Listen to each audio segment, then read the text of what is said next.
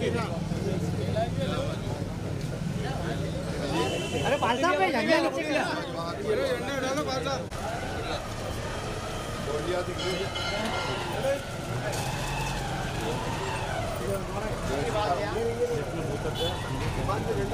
हाँ दादा हमारे दादा और संदीप दादा हमारे दादा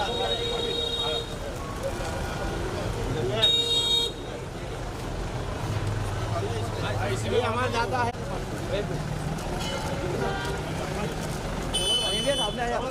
झंडा नीचे करो।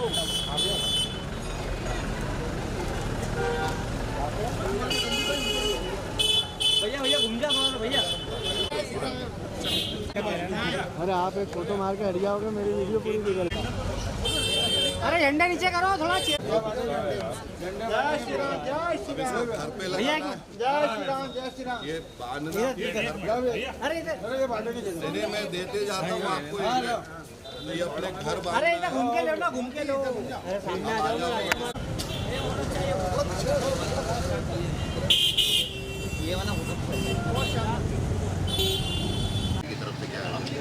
सभी प्रमुख धर्मस्थलों पे समाज के साथ हम सभी लोग दीप सज्जा, भगवान की आरती, साज सज्जा से लेकर और एलईडी पे भगवान श्री रामलला जब विराजेंगे और जब उनका वहाँ पे प्राण प्रतिष्ठा होगी, उसको भी हम सब लोग लाइव देखने वाले हैं। और मुझे लगता है इंदौर के सभी छोटे बड़े मंदिरों पे ये आयोजन होने वाला है।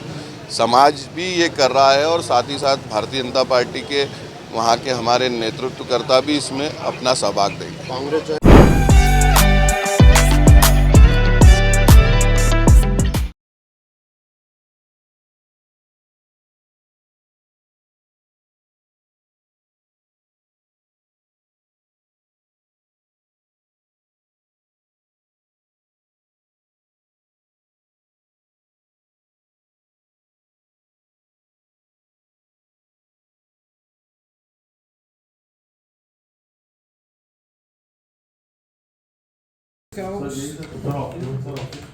आज एक पीसी फिर होने वाली है। क्या एक पीसी फिर होने वाली है आज। आज देखते हैं, बताते हैं। ठीक है, आप बताने दे मुझे कुछ। हाई का इसमें एचडी में होता ना शूट।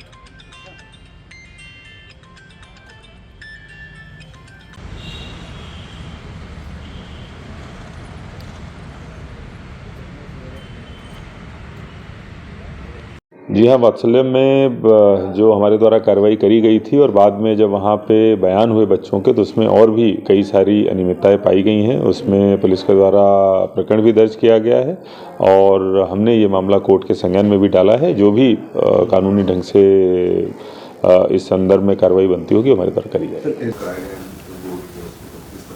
विजयनगर थाने के अंतर्गत एक हॉस्टल, एक बाल गृह कह सकते हैं, वो संचालित था और उसमें एक संचालिका के द्वारा कुछ बच्चों को भी रखा गया था।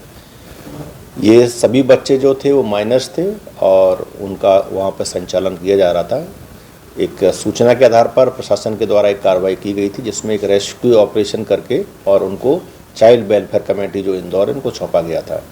चाइल्ड वेलफेयर कमेटी के द्वारा एक रिपोर्ट अपनी थाना विजयनगर को भेजी गई है, जिसमें उनके द्वारा उसमें जांच कर वैधानिक कार्रवाई करने के निर्देश दिए गए थे, जिस पर थाना विजयनगर के द्वारा उसमें सभी जो बच्चियां हैं उनके स्टेटमेंट भी लिए गए हैं, जांच पड़ताल की गई है, मेडिकल कराया गया है। उसमें एक उनके साथ क्रूरतापूर्वक व्यवहार करने और जेजी एक्ट के तहत इसमें कार्रवाई की गई है। जेजी एक्ट के अलावा इसमें अन्य कुछ सेक्शंस भी लगाए गए हैं। पूरे मामले को थाना विजयनगर में एक एफआईआर दर्ज करके उसकी जांच की जा रही है। अभी इसमें बेसिकली इन्वेस्टिगेशन किया जा रहा है, एफआईआर दर्ज की गई है और इन्वेस्टिगेशन किया जा रहा है। उसमें सभी जो एंगल्स हैं उसके आधार पर उसमें पूरी जांच पड़ताल करके उसमें अग्रिम कार्रवाई की जाएगी। किस बच्चे वहाँ पर थे, कितने बच्चों के बयान में कुछ इस तरह? अभी इसमें जो चरणबद्ध तरीके से इसमें काफ़ी बच्चों के बयान हुए हैं और जो भी उपलब्ध हैं बच्चे उनकी प्रॉपर अनुमति लेकर के चाइल्ड वेलफेयर कमेटी से अनुमति लेकर के उसमें स्टेटमेंट्स और अन्य जो जांच की कार्रवाई है पूरी की जा रही है। सर बच्चों की पूछताछ में क्या होता है, किस तरह की हरकत की जाती है उनके साथ? इसमें जो स्टेटमेंट्स हैं वो प्रॉपर इन्वेस्टिगेशन में रिकॉर्ड किए गए हैं और उनके जो स्टेटमेंट्स के आधार पर इसमें पुलिस ने FIR पंजीबद्ध किया है। कितने बच्चे थे सर इसमें? अभी प्राइमा फेसी जो बच्चे रेस्क्यू कराए गए उनकी संख्या 21 थी और उन बच्चों को अभी चाइल्ड वेलफेयर कमेटी के द्वारा ही उनको रखा गया है और उनकी देखरेख की जा रही है।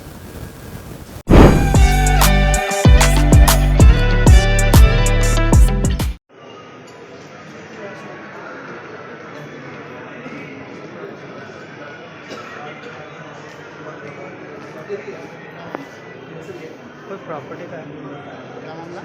प्रॉपर्टी है, प्रॉपर्टी कॉलोनी अंदर चलाओ।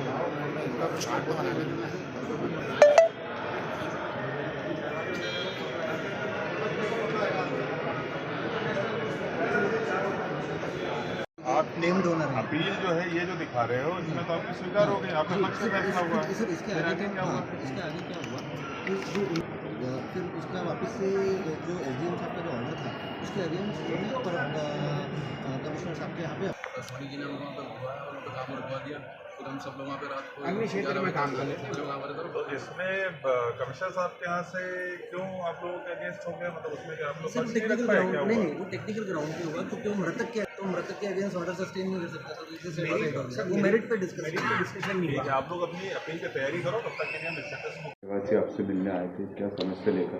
और देखिए, दो पक्ष हैं जिनका कोर्ट में विवाद एक केस चल रहा है, जिसमें कि जो प्रिंसेस स्टेट कॉलोनी के पक्ष में SDM कार्यालय से इनके पक्ष में एक आदेश पारित हुआ था, लेकिन अपर आयुक्त कोर्ट से इनके विरुद्ध एक आदेश पारित हुआ है। जो दूसरा भी रहवासी संगठन टाइप का है वो पिछली जनसुनवाई में हमारे पास में आया था। अभी वर्तमान में मेरे द्वारा स्टेटस को मेंटेन करने के निर्देश SDM को दिए गए हैं, जैसी स्थिति है वैसे बनाई रखी जाएगी। बाकी ये लड़ाई जो है वो कानूनी है और उनको ये बोला गया है कि जो अपर आयुक्त न्यायालय का आदेश है उसके तहत जो भी विधिक फोरम है उसका उपयोग करें, वहाँ पर अपील करें और वहीं से दीर्घकालिक उनको रिलीफ जो है वो प्राप्त हो सकता है। देखिए, आज बोर्ड के परीक्षाओं को लेके एक वीडियो कॉन्फ्रेंस का आयोजन किया गया था और जैसा कि कुछ दूसरे प्रदेशों में विगत वर्षों में घटनाएं हुई हैं पेपर लीक की, इस तरीके की कोई भी घटना यहाँ पर ना हो, इस हेतु दिशा निर्देश शासन के द्वारा जारी किए गए हैं। प्रत्येक केंद्र पर एक कलेक्टर प्रतिनिधि की नियुक्ति करी जाएगी, जो जिसकी जिम्मेदारी होगी कि सारी व्यवस्थाएं ठीक ठाक चल रही हैं। प्रत्येक सेंटर पर एक पुलिसकर्मी भी रहेगा, जिससे कि किसी भी तरीके की अवस्था वहाँ पर उत्पन्न ना हो, और हमारी तरफ से प्रॉपर वीडियोग्राफी और CCTV की व्यवस्था भी कराई जाएगी, जिससे कि नकल की संभावना भी ना रहे और इसके साथ साथ किसी तरीके से पेपर लीक की संभावना ना हो। अगर ऐसी कोई भी शिकायत आती है या शिकायत सही पाई जाती है, उसमें अगर कोई अशासकीय व्यक्ति शामिल होगा या इवन सरकारी कर्मचारी शामिल होगा, उसके खिलाफ कड़ी धाराओं में न केवल FIR की कार्रवाई की जाएगी, बल्कि अन्य सुसंगत जो कार्रवाइयाँ हैं जो दूसरी माफिया अभियान के तहत हम लोगों ने करी हैं, उसके तहत भी इस पर कार्रवाई होगी। इसलिए आपके माध्यम से मैं सभी से अपील करता हूं कि इसमें शासन का सहयोग करें। अगर ज़रा सी भी असावधानी या त्रुटि होती है तो उसको बहुत ही कड़ाई से निपटा जाएगा। बैठक ली गई थी नशा मुक्ति को लेकर के, दिव्यांगों के साथ किस तरह की बैठक? आज दो प्रमुख बैठकें थीं। एक तो नशा मुक्ति अभियान से संबंधित बैठक का आयोजन किया गया था, जिसमें कि एक प्रारंभिक चर्चा हुई है और ये निर्णय लिया गया है कि इंदौर शहर में ख़ास तौर पर एक बहुत व्यापक पैमाने पर नशा मुक्ति का अभियान चलाए जाने की आवश्यकता है। सभी स्टेक होल्डर्स से बातचीत करी जाएगी, उनको बैठा के एक वृहद प्लान तैयार कराया जाएगा कि किस तरीके से पूरे इंदौर ज़िले को नशा मुक्त बनाया जा सके। इसके लिए कॉलेजेज और स्कूल्स की भी भागीदारी की आवश्यकता होगी और हम लोग कोशिश करेंगे कि चरणबद्ध ढंग से प्रत्येक कॉलेज और स्कूल को टारगेट करके सबको नशा मुक्त बनाने के प्रयास हों और इसके अलावा अलग अलग वार्ड स्तर पर रहवासी संघों से बातचीत करके इस दिशा में आगे कदम बढ़ाया जाएगा। दूसरी जो बैठक थी वो जो DDRC सामाजिक न्याय विभाग का संचालित होता है, उसका कैसे बेहतर संचालन हो, उसमें कुछ जो समस्याएं हैं उस संबंध में विचार विमर्श हुआ है। बहुत जल्दी ही वहाँ के जो कुछ एक दो स्टाफ के मामले हैं या वहाँ पर जो सामग्री बनाई जानी है कैलिपर्स वगैरह, उसके संबंध में कुछ समस्याएं आ रही हैं, उनका निराकरण किया जाएगा। सर मैं प्रिंसेस इस्टेट कॉलोनी का अध्यक्ष हूँ। हमने यहाँ ये पिछले 25 वर्ष पुरानी कॉलोनी है जो कि महेंद्र जैन और अरुण डागरिया ने बनाई थी। अब ये बनने के बाद से ये इसमें थोड़ा बहुत कुछ काम करके ये कॉलोनी को एज इट इज़ पटक दी गई, जिसमें कि बहुत सारे अभी काम बाकी हैं और ये कॉलोनाइज़र द्वारा इसमें काफ़ी गड़बड़ियाँ की गई हमें प्लाट बेचने के पश्चात में। उसमें कई लोगों को डबल रजिस्ट्रियाँ कर दी गई, कई लोगों को पूरे पैसे लिए प्लाट नहीं दिए, कई लोगों को जहाँ ज़मीन नहीं थी वहाँ पर भी प्लाट काट दिए गए हैं। इस समस्याओं को लेकर हम पिछले कई समय पूर्व से ही कई कलेक्टर साहब महोदय से भी मिलते रहे हैं। माननीय मनीष सिंह जी ने हमको काफ़ी मदद करके इसमें करीब 40 सदस्यों की इनको दबाव डाल कर रजिस्ट्रियाँ भी करवाई, लेकिन उसके पश्चात काफ़ी काम अभी भी बाकी हैं। जैसे कुछ डबल रजिस्ट्री वाले हैं, कुछ लोगों से पैसे ले रखे हैं, उनको प्लाट नहीं दिए हैं, कई लोगों से अधूरे पौने पेमेंट लिए हैं, लेकिन वो लोग पेमेंट देना चाहते थे लेकिन उन्होंने अपना ऑफिस बंद कर दिया तो उनके पेमेंट पूरे नहीं हुए, उन लोगों को प्लाट नहीं दिए गए हैं। तो इस प्रकार से काफ़ी कुछ समस्याएं हैं। कुछ जो प्लाट हैं उसके ऊपर कोई किसान ने जबरन कब्जा कर लिया, उसके पिताजी ने वो जगह बेच दी थी प्लाट के नाम पर और उसके नाम पर नामांतरण स्वयं के नाम पर करवा लिया आज के किसान ने, उससे भी हमको ये ज़मीन छुड़वाना है। तो ऐसी कई समस्या है जिसको लेकर आज हम कलेक्टर साहब के सामने मौजूद हुए हैं। अभी प्रेजेंट में ज्वलन समस्या ये है कि हमारा एक खसरा है 270/2, इस पर कोई व्यक्ति 270/1/5 खसरे वाला, जो कि हमारी कॉलोनी का भी नहीं है, भिन्न खसरा है, उस जगह का फील्ड बुक बनवा कर वो हमारे करीब कॉलोनी 270/2 के 34 प्लाट के ऊपर कब्जा करना चाहता है, जो कि बिल्कुल गलत है। और वो जो फील्ड बुक बनी है उसमें कोई चतुर्सीमा भी नहीं थी, लेकिन इस प्रकार से करके कोई कहीं की भी ज़मीन कहीं हमारी कॉलोनी में आके कब्जा करेगा, इसके लिए हमने माननीय कलेक्टर साहब का अवगत करवाया। उन्होंने आश्वासन भी दिया है कि हम इसकी ये जो आगे फर्दर प्रोसेसिंग होती है, फर्दर जो प्रोसीजर होती है उसको हम स्टे कर देंगे, रोक देंगे। तो इस प्रकार हम माननीय कलेक्टर महोदय को धन्यवाद देते हैं कि हमारी उन्होंने आज सुनवाई की। आपका नाम बता दीजिए। मेरा नाम वीरेंद्र पांद्रीवाल है और मैं कॉलोनी रहवासी संघ का अध्यक्ष हूँ।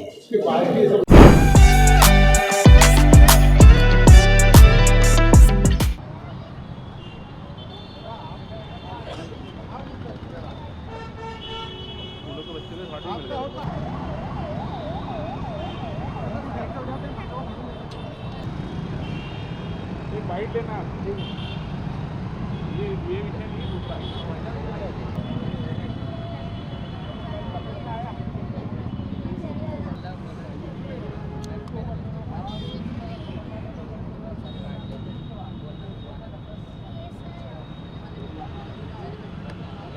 प्लीज 16 साल के बच्चे होना चाहिए जो प्रोफेशनल कोचिंग क्लासेस।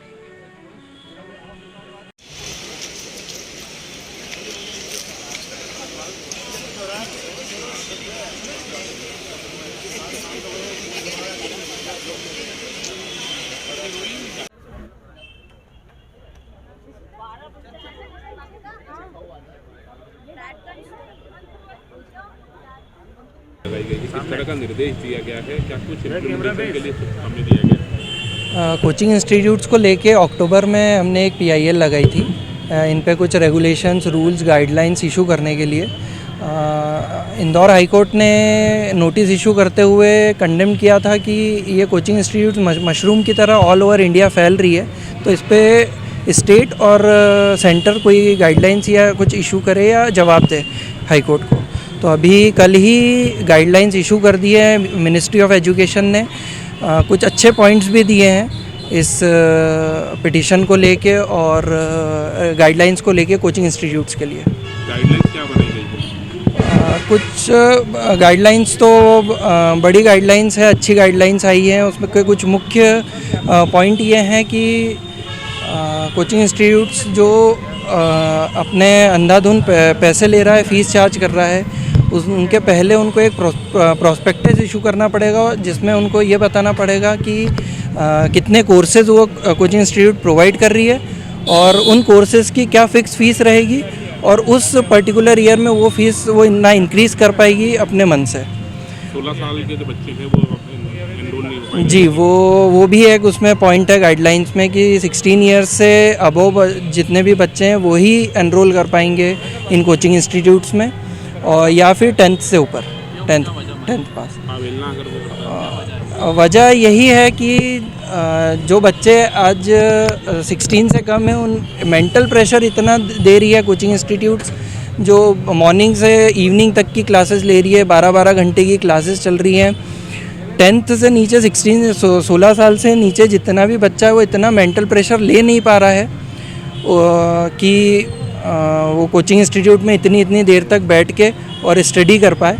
इसलिए वो चीज़ गवर्नमेंट ने भी उस चीज़ को नोटिफाई करते हुए ये प्रोवाइड की है गाइडलाइंस। क्या अपील करना चाहिए? पेनल्टी की अभी रखा है? पेनल्टी भी रखा है। अगर कोई भी इंस्टीट्यूट जो एनरोल्ड हो चुका है वो अगर फर्स्ट डिफ़ॉल्ट कुछ भी करता है, फर्स्ट फॉल्ट पे उसको 25,000 की पेनल्टी है, सेकंड फॉल्ट पे 1 लाख तक की पेनल्टी है, और अगर थर्ड फॉल्ट है तो कोचिंग इंस्टीट्यूट बंद करने का नोटिस भी इशू हो सकता है। पालन संज्ञान में मिनिस्ट्री ऑफ एजुकेशन डिपार्टमेंट के संज्ञान में ही है चीज़ें, वही एक अथॉरिटी इस्टेब्लिश करेगी इसके ऊपर, और जो पर्टिकुलर डेट्स पे और बीच में इनको मॉनिटर करती रहेगी कोचिंग इंस्टीट्यूट्स को। मेरा नाम एडवोकेट प्रवर बारचे है, इंदौर हाई कोर्ट में प्रैक्टिस कर।